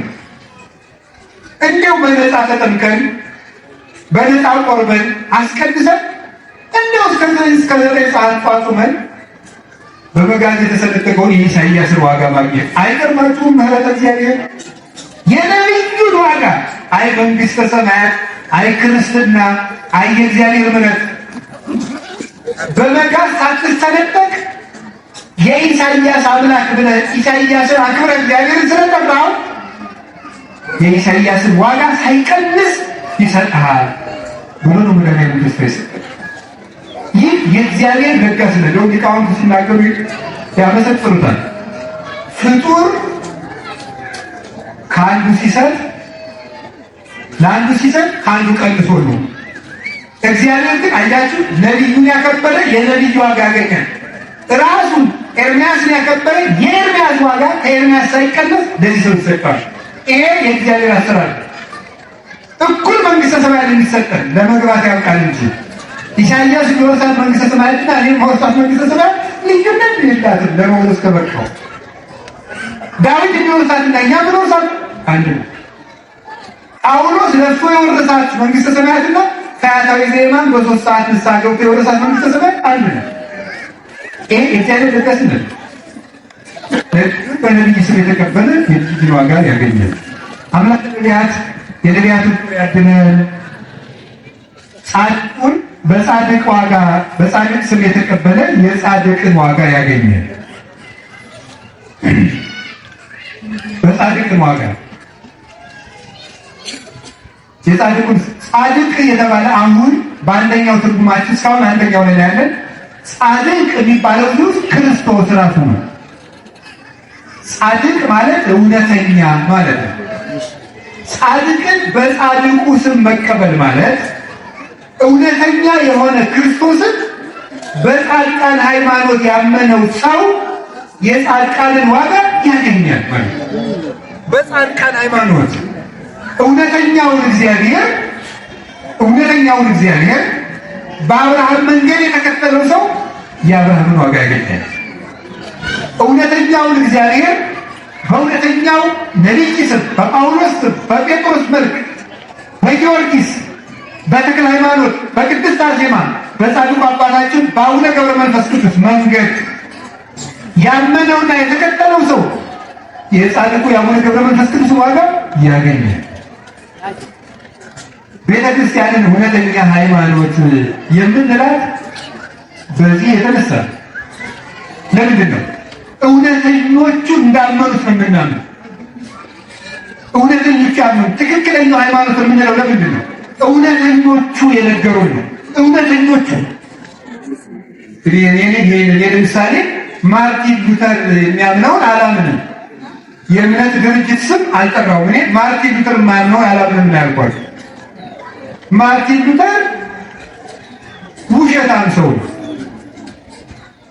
ውሸታም ሰው አንድ ቀን ተቅለብልቦ ተስኖ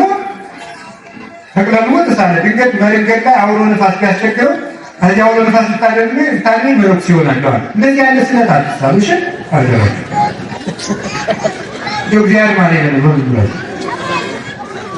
ተስላል እንዳትመነኩ ልጆችን አውጣኝ እንጂ መነኩሴ ይሆናል ሆነ አይባልም። ጓዴ ሙስና ቀላል መስሏል። ከባድ ገባና አቃተው። ካቃተው ንስሐ መግባት ነው ያለበት። ሰው መነኩሴ ብሎ ንስሐ መግባት ይችላል። አጥያት ንስሐ ገብቶ ሙስናውን መቀጠል ሌላ ነገር ነው። ሲያገባ ደግሞ አጥያት ቢልስ ምን አለበት? አይ ኢየሱስ ክርስቶስ ተገልጦ ሙስና ነውር ነው ብሎኛል፣ በኢየሱስ ክርስቶስ መዳን ነው እንጂ እንትን የለም ብሎ አጥቶኛል ማለት ሲያቅተው ጊዜ አበምኔቱ እኮ ቢመክረው መስተካከል ሲያቅተው ጊዜ ተገለጠልኝ ብሎ ወጣ። እናሳ የማርቲን ሉተር ሃይማኖት ትክክል ነው። እናሳ ኦርቶዶክስ ግን ኦርቶዶክሳውያን ይሰክራሉ፣ ኦርቶዶክሳውያን መጠጥ ይደግፋሉ፣ ኦርቶዶክሳውያን ይጠጣሉ። የማርቲን ሉተር ትምህርት ግን ከስካር ያወጣል። ኧረ እኔ በአጋጣሚ ባለፈው ይገርማችኋል ጀርመኒ ሄጄ ነበር እና የማርቲን ሉተር ትውልዱ እዚያ ያለና እኔ እዚህ ሰው እያገር ማየት ፈልጋለሁ ብዬ 250 ኪሎ ሜትር አስነድቼ ይሄ የሚመጠብለን ሰውዬማ የት ነው የተወለደ ብዬ እና ሄጄ ማርቲን ሉተር መጀመሪያ ፕሮቴስታንት አድርጎ የለወጠው ሴንት አውግስቲን ገዳም አለ። ከገዳምነት ወደ ቸርችነት የለወጠው ይገርማችኋል። ቸርቹ ግቢ ውስጥ ውስኪ ይሸጣል። ጂባሎ ማውጣት አገርዶ ቆርበታን ጥፉልኝ ያለ እኔ ጋር በዚህ ፓወርፖይንት ቢሆን አሳያችሁ ነበር። ፎቶግራፉን አንስቼው ብቻ ሊደት እንዳሳየው ብዬ እኔ ተጠብ ቢራ ይሸጣል፣ ዋይን ይሸጣል አልኳቸው። አሁን ይሸጣል። አሁን የገዛቸው መስሎች ፎቶ ማንሳት ይቻላል አለ። ገዳሙን አካባቢያችሁ ይሄ አዎ ግቢ ውስጥ ቸርች ውስጥ ይሸጥ። ምንድነው እዚህ መጥቶ ጻድቅ መሽፈት? ኦርቶዶክስ ነው እንደዚህ ውሸታም ነው ማለት ክርስቶስ አላየው። ክርስቶስን ያዩት አብርሃም፣ ይስሐቅ፣ ያዕቆብ ከዚያ በኋላ ደግሞ ሐዋርያት፣ ከዚያ ሰማዕታት፣ ከዚያ ጻድቃን። እኔ ካቃተኝ ኃጢአት ካሸነፈኝ ስጋዬ እምቢ ካለኝ ንስሐ እገባለሁ እንጂ ኃጢአቴን ሕግ አድርጌ አላመጣሁም። ኃጢአቴን ሕግ አድርጌ አላመጣሁም።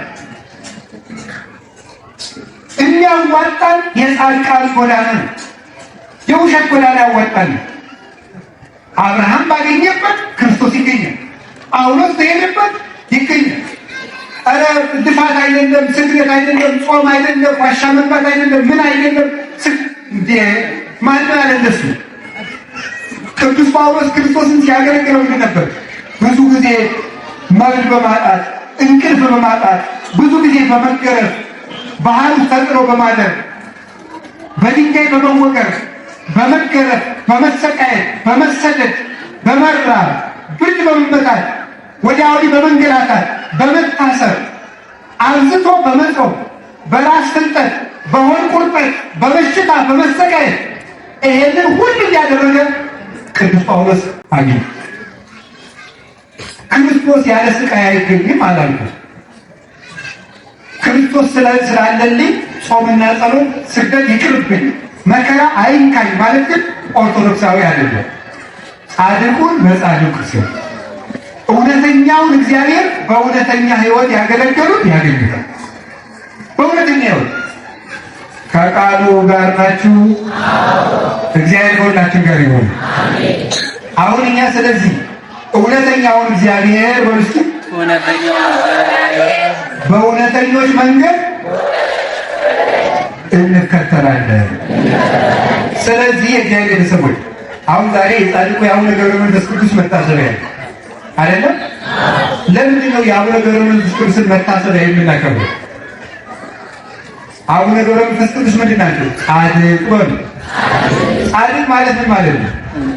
አቤት እውነተኛ ማለት እውነተኛ ማለት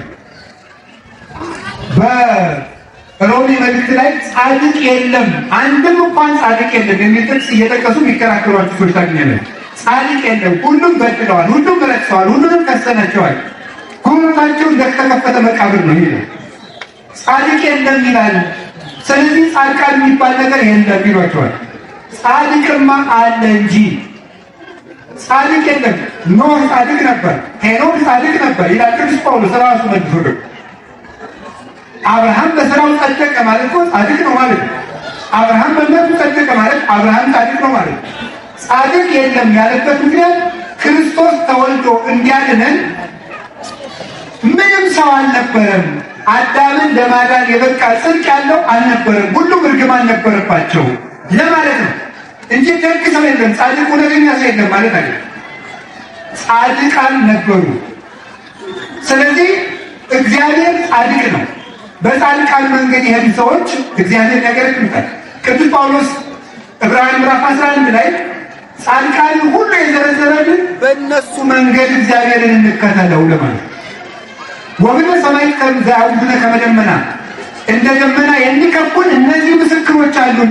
እነዚህ ምስክሮች አቁመን ወንድነ ወደ ፍጹም መላክን የእምነታችንን አበጋዝ ክርስቶስን እንከተለው። ዕብራውያን ምዕራፍ 12 ላይ እነዚህ ምስክሮች አቁመን የእምነታችን ራስ ክርስቶስን እንከተለው። እንደማን ምስክር አቁመን?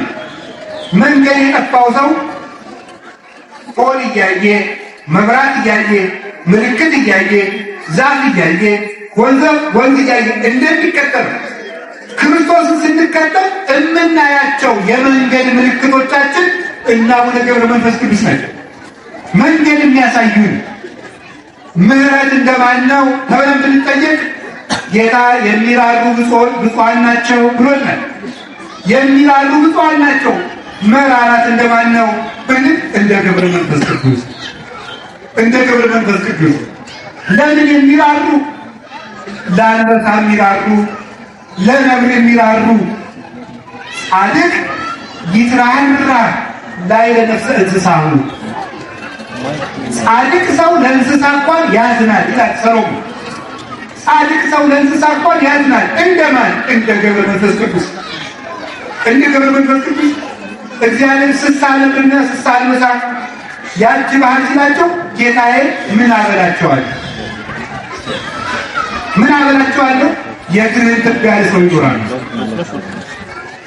ለምን የሚያዙ? ለአንበሳ ለነብር የሚያዙ። ለምድር የሚያዝኑላት ገብረ መንፈስ ቅዱስ ለቆሙባት ምድር የሚያዝኑ ለቆሙባት ምድር ጻድቁ አቡነ ገብረ መንፈስ ቅዱስ ልብስ የላቸውም። ክርስቶስን በፍጹም ልባቸው የተከተሉት ነው። እግዚአብሔርን በፍጹም ኃይል፣ በፍጹም ልብ፣ በፍጹም ሕሊና፣ በፍጹም ሰውነት ውደዱት። በፍጹም ሕሊና ማለት ሕሊና ዘወር ሳይል እኮ ዘወር ሳይል ዓይናቸውን ሊጠጣ አሞራ ሲመጣ እንደዚህ አድርገው በእጃቸው ያላስወገዱ ሰው ይመስላችኋል? ሕሊናቸው እግዚአብሔርን ከማሰብ እንዳያቋርጥ እኮ በፍጹም ሕሊናቸው የወደዱት ያለ ልብስ በፍጹም ሰውነታቸው ጌታዬ ኢየሱስ ክርስቶስ ለኔ ስትል በጥፊ ተመታ፣ እኔን ይምቱኝ ጌታዬ። ጉንጫቸውን በድንጋይ እየመቱ መከራውን ለመሳተፍ እየተደበደቡ በሰንሰለት ሰውነታቸውን እያሰሩ እኔን ይቸንክሩኝ ጌታዬ እያሉ ያሰቡኝ ሲያዙ ለምድር የሚያዝኑላት ክርስቶስን በፍጹም ልባቸው ስለተከተሉ እናቱን፣ አባቱን፣ ወንድሙን፣ ልጆቹን ለእኔ ሲል የተወ 100 እጥፍ ይቀበላል አላለም ጌታ ብሏል። አዲያ አቡነ ገብረ መንፈስ ቅዱስ ስንት እናት አላቸው? አንዲት። ስንት አባት አላቸው? አንድ። ዘመድ ይኖራቸው 10 15። ግን ጻድቁ አቡነ ገብረ መንፈስ ቅዱስ ቤተሰቡን ጥለው ክርስቶስን ስለተከተሉት ምርሃን ጊዜ ወፍኖተ ከንተባቲ ሀውቁ መንገድን ምራኝ እያሉ ከግብፅ ኢትዮጵያ ተንከራተው ስለተከተሉት እግዚአብሔር 100 እጥፍ መላእክት ገብረ መንፈስ ቅዱስን እንዲጠብቋቸው አደረገ። ስለዚህ ምድረ በዳ ላይ ሲኖሩ ልብስ ስላልነበራቸው የቆሙበት ቦታ ላይ ዝናብ አይዘንብ ነበር እና ዝናብ ስለማይዘንብ አይ ምድሪቱን በኃጢአት ያስጠማዋት ብለው ሸሻ ይሉላታል። ከዚያ በኋላ ምድሪቱ ትጠጣለች። ኢትዮጵያ ለምድር የሚያዝኑ ሰዎች የነበሩባት ሀገር ነው። ዛሬ ደግሞ ለሰው የሚያዝኑ ጠፋል። ርኅራኄን የሚያስተምሩን የወንጌል መንገደኞች፣ የወንጌል መሪዎች ክርስቶስን መከተል እንደማን ነው? እንደ ገብረ መንፈስ ቅዱስ ነው። ሌት ተቀን እየጸለዩ ጌታዬ ኢየሱስ ክርስቶስ የምትርበኝ አንተ ነህ፣ የምትጠማኝ አንተ ነህ፣ እንጀራ ለምኔ፣ አባቴ አንተ ነህ፣ እናቴ አንተ ነህ፣ ሀገሬ አንተ ነህ፣ መኖሪያ አንተ ነህ፣ ልብስ አንተ ነህ፣ ልብስ ለምኔ ጌታዬ ብለው የሚከተሉት ማምለክ እንደ ገብረ መንፈስ ቅዱስ፣ መኖር እንደ ገብረ መንፈስ ቅዱስ፣ ንጹሕ መሆን እንደ ገብረ መንፈስ ቅዱስ፣ ምስጋና የማይፈልጉ ገብረ መንፈስ ቅዱስ፣ ድውይ ፈውሰው እንዳይታወቅባቸው የሚሸሹት ትሕትና እንደ ገብረ መንፈስ ቅዱስ። እንደዚህ አድርጎ እንደ ገብረ መንፈስ ቅዱስ የተከተለው ጌታ ምን ብሎ ነበረ? ራሱን ለባልንጀራው አሳልፎ ከመስጠት በላይ ከዚህ የሚበልጥ ፍቅር የለም ማለት የማቴዎስ ወንጌል ምዕራፍ 13 ላይ ሲነግር ምዕራፍ 15 ላይ ይቀርባል። ምዕራፍ 15 ራሱን ለባልንጀራው አሳልፎ ከሚሰጥ ሰው በላይ ፍቅር የለም። ይሄ ሰው እኔን ይመስለኛል አለ። ታዲያስ አቡነ ገብረ መንፈስ ቅዱስ ኢትዮጵያ ውስጥ መጡና ምን አሉ? የኢትዮጵያን ሰዎች ካልማርክልኝ አልወጣም ባህር ውስጥ። ፍቅር እንደማን ነው? እንደ ገብረ መንፈስ አገር ካልማርክልኝ አልወጣም የሚሉ ፍቅር እንደ ገብረ መንፈስ ቅዱስ፣ ጾም እንደ ገብረ መንፈስ ቅዱስ፣ ትሕትና እንደ ገብረ መንፈስ ቅዱስ፣ ራስን ባዶ ማድረግ እንደ ገብረ መንፈስ ቅዱስ፣ እግዚአብሔርን ማገልገል እንደ ገብረ መንፈስ ቅዱስ፣ ሳያዩ ማመን እንደ ገብረ መንፈስ ቅዱስ። አብርሃምን በሰው አምሳል የተገለጠ አምላክ 3 ሽማግሌ ሆኖ ተገልጦላቸው እንደ ገብረ መንፈስ ቅዱስ። እባክህ አንተ ሽማግሌ ዘር እንዲሁ በትሕትና አዝነው የሚጓዙ ሰው የማይመርጡ ትሁት ገብረ መንፈስ ቅዱስ ናቸው። ክርስቶስን እንደ ገብረ መንፈስ ቅዱስ የተከተለ ሰው የገብረ መንፈስ ቅዱስን ዋጋ ያገኛል። እስቲ በሉ ክርስቶስን በሉ። በገብረ መንፈስ ቅዱስ መንገድ ያገለገለ የገብረ መንፈስ ቅዱስን ዋጋ ምን ይላል? ያገኛል። የመጨረሻው ከቃሉ ጋር ናችሁ? ከቃሉ ጋር ናችሁ? ነቢይን በነቢይ ስም ማለት ምን ማለት ይመስላችኋል? አሁን ደግሞ ነቢያትን፣ ጻድቃንን በክርስቶስ ስም የተቀበሉ እስኪ በሉ። ነቢያትን በሉ፣ ጻድቃንን በክርስቶስ ስም የተቀበሉ። ጌታችን ኢየሱስ ክርስቶስ ነቢይ ተብሎ ሲጠራ ሁሉን አዋቂ ማለት ነው። ነቢያት ነቢይ ተብሎ ሲጠሩ ደግሞ መምህራን ማለት ነው። የተለያየ ትርጉም ያለው እሱ ሁሉም ስለሚያውቅ ነቢይ ይባላል። ጻድቃንን በክርስቶስ ስም የተቀበለ ሰው የጻድቃንን ዋጋ ክርስቶስ የሚያወርሳትን ዋጋ ያገኛል። ጻድቃንን በክርስቶስ ስም ገብረ መንፈስ ቅዱስን የማገለግላቸው ለምንድን ነው? የማን ተላላኪ ናቸው ብዬ ነው? የክርስቶስ ብዬ እና እንግዲያ ምን ብዬ ነው የማከብራቸው? ገብረ መንፈስ ቅዱስ አምላክ እንዳለን ተናገሩላችሁ። ፈጣሪ እንዳለን እናመልካለን አናምልክ። ገብረ መንፈስ ቅዱስ የክርስቶስ ለባሴ ክርስቶስን የለበሱ እዚሁ ማቴዎስ ወንጌል ምዕራፍ 10 ላይ ምን አለ? እናንተን የተቀበለ እኔን ይቀበላል። ለምን? ጻድቃን ማለት ክርስቶስን የለበሱ ማለት እንዲህ አላለንም? ቅድም ዮሐንስ ወንጌል ማቴዎስ ወንጌል ምዕራፍ 16 ላይ ምዕራፍ 10 ቁጥር 24 ጀምሮ የኔ ሊሆን የሚፈልግ ሰው ካለ ራሱን ይካድ ማለት ለራሱ መኖር ያውቁ። ሰው የራሱን ፈቃድ ሲጨርስ እግዚአብሔር በሱ ላይ ያድራል። እግዚአብሔር ሲልፍ አሁን አለ ቅዱስ ጳውሎስ አንተ ያለው ወበሕይወተ ክርስቶስ አለው ዕብራውያን ምዕራፍ ገላትያ ምዕራፍ 2 ቁጥር 20 ገላትያ ምዕራፍ 2 ቁጥር 20 ላይ እኔ አሁን በሕይወት የለውም በእኔ የሚኖረው ክርስቶስ ነው ይላል። እኔ ሙቻለሁ በእኔ የሚኖር ክርስቶስ ነው። ጻድቃን የራሳቸውን ፈቃድ ሲገሉት የክርስቶስ ፈቃድ በእነሱ መኖር ይጀምራል። አሁን የጻድቃን የአቡነ ገብረ መንፈስ ቅዱስ የአቡነ ተክለ ሃይማኖት በዓል ስናከብር ክርስቶስን ለብሰው ወደኛ ስለሚመጡ ክርስቶስን ለብሰው ወደኛ ይመጣል። በብሉይ ኪዳን ታቦት ሲመጣ እግዚአብሔር በታቦቱ ላይ ይመጣ እንደነበረ ዛሬ ደግሞ ታቦት ሆነው የሚመጡት እነዚህ ጻድቃን ናቸው። ስንጠራቸው ክርስቶስን ለብሰው ነው የሚመጡት፣ እርቃናቸውን አይደሉም። የገላትያ መልእክት ምዕራፍ 3 ላይ የተጠመቃችሁ ሁሉ ክርስቶስን ለብሳችሁ ታገኛል። እነዚህ ቅዱሳን ጽድቅ እየሰሩ ክርስቶስን ለብሰው ስለሚያበሩ ገብረ መንፈስ ቅዱስ ስም የሚመጣ በእሳቸው ላይ አድሮ መድኃኔዓለም ነው። ተክለ ሃይማኖት ስም ለብሰው የሚመጡ ክርስቶስን አገልግለው የሞቱ ኧረ ጎበዝ!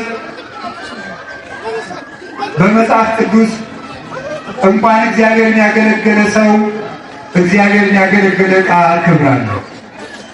እግዚአብሔርን ያገለገሉ ናቸው እነዚህ። ለቃቤል ዕቃውን ተጠንቅቀህ አኑሮታል ሙሴ። መጫሪያውን አኑረው፣ ገሉን አኑረው፣ ድስቱን፣ ኩስኩስቱን፣ ጭልፋውን በተከበረ ቦታ አኑረው ብሎታል።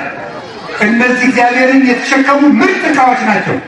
እነዚህን ስናከብር እግዚአብሔርን እናከብራለን። በመጨረሻ የምነግራችሁ ሌላ ብናጣ ቀዝቃዛ ውሃ ስለ አምላከ ገብረ መንፈስ ቅዱስ ስለ አምላከ ተክለ ሃይማኖት ብለን እንሰጣለን። ለምንድን ነው ቀዝቃዛ ውሃ ያለን ጌታ? ቀዝቃዛ ውሃ ያለን ማር ስጡ ቢለንስ ስንቱ ማር ያገኛል። ፍሪዳ በሉ ቢለንስ ስንቱ ፍሪዳ ያገኛል። ወርቅ ስጡ ቢለንስ ስንቱ ወርቅ ያገኛል። ብር ስጡ ቢለንስ ስንቱ ብር ያገኛል። ግን ቀዝቃዛ ውሃ ለሃም ያገኛል። ክርስቶስ ሰውን ለመማር ሰው ካለው ዝቅተኛ ሀብት ድረስ ይወርዳል ማለት ነው ትርጉም። ቀዝቃዛ ውሃ የሰጠ ማለት ሰው ያለውን ምንም ነገር ለእግዚአብሔር ይዞት ከመጣ መንግስቱን ይወርሳል። መንግስተ ሰማያት ባለን ነገር የምንወርሳለን፣ ባዶችንን የምንወርሳታለን። ውሃ ሽታ የለውም። ባዶ የሆነ ህይወቱን ይዞ እንኳ ቢሆን የመጣ የጻድቁ ገብረ መንፈስ ቅዱስ አምላክ ክርስቲያን ብሎ የመጣ ሰው እንደ ውሃ ባዶ ቢሆን እንኳን መዓዛ ባይኖረው እንኳን መንግስቱን ይወርሳል። መጨረሻው ትርጉም ግን ቅዱስ ቄርሎስ እንደተረጎመው ሰው ዓይንና ጆሮውን እጅና እግሩን ቆራርጦ እንኳን በሰማዕትነት መከራ ቢከፍል በመንግስተ ሰማያት ከሚያገኘው ዋጋ አንጻር አይዟችሁ መከራችን ሁሉ ቀዝቃዛ ውሃ ነው። መንግስተ ሰማያት የምናገኘው ክብር ብዙ ነው። ጊዮርጊስ ከሁለት ቢፈለጥ ዓይኑን ቢያወጣ በመንኮራኩር ቢፈጭ እንኳን ከመንግስተ ሰማያት አንጻር እንኳን የኛ መከራ የእሱን መከራ ቀዝቃዛ ውሃ እንደመስጠት ነው ማለት ነው። ትንሽ ነገር ሰጥተን ትልቁን መንግስተ ሰማያት ሊያወርሰን ለድኅነት ምክንያት የሚፈልግልን ቸር አምላክ ኢየሱስ ክርስቶስ ለሱ ለባሕርይ አባቱ ለአብ ለባሕርይ ሕይወቱ ለመንፈስ ቅዱስ ዛሬም ዘወትር ለዘላለሙ ክብር ምስጋና ይሁን። አሜን። ይቆየን።